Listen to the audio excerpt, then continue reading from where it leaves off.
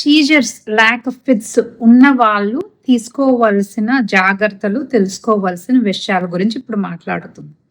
So, number 1, usually fits ఉన్న వాళ్ళు కొన్నాళ్ళ తర్వాత ఫిట్స్ తగ్గిపోయినాయి, ఇంకా మందులు తీసుకోవాల్సిన అవసరం లేదనుకోని మందులు తీసుకోవడం మానేస్తారు. ఎప్పుడు చేయకూడదు. డాక్టర్ సలహా లేనిదే ఫిట్స్ మందులు మానకూడదు. ఎందుకంటే ఫిట్స్ ఎందుకు రావట్లేదంటే ఆ మందులు వాడడం వల్ల. అది మానేయంగానే ఇమ్మీడియట్‌గా వచ్చేస్తదనమాట. అందుకే జాగ్రత్తగా ఉండాలి.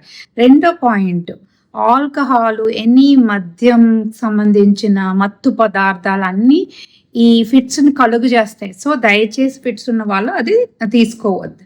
మూడో పాయింట్, మంచిగా వాటర్ తాగాలి. డీహైడ్రేషన్ ఉన్నప్పుడు ఫిట్స్ మళ్ళీ తిరగబడే అవకాశం ఉంది. అందుకని ఎండలో బయటికెళ్ళినప్పుడు ఆగి వాటర్ తాగడం, బ్రేక్ తీసుకోవడం, రెస్ట్ తీసుకోవడం అది చేయాలి.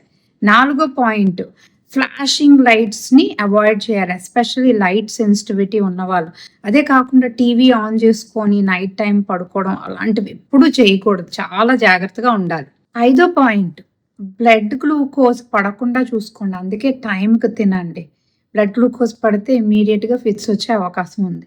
ఆరో పాయింట్, టైంకి నిద్రపోండి. స్లీప్ లేకపోతే ఫిట్స్ వచ్చే అవకాశం ఉంది. టైంకి పడుకోండి. 8-9 గంటలు పడుకోండి.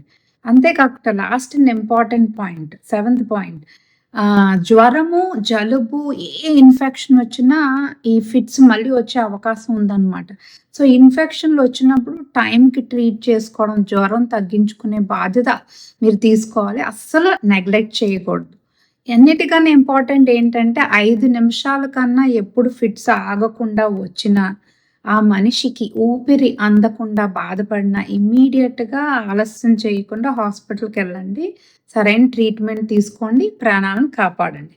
If you find this useful, do like, subscribe and share. Thank you.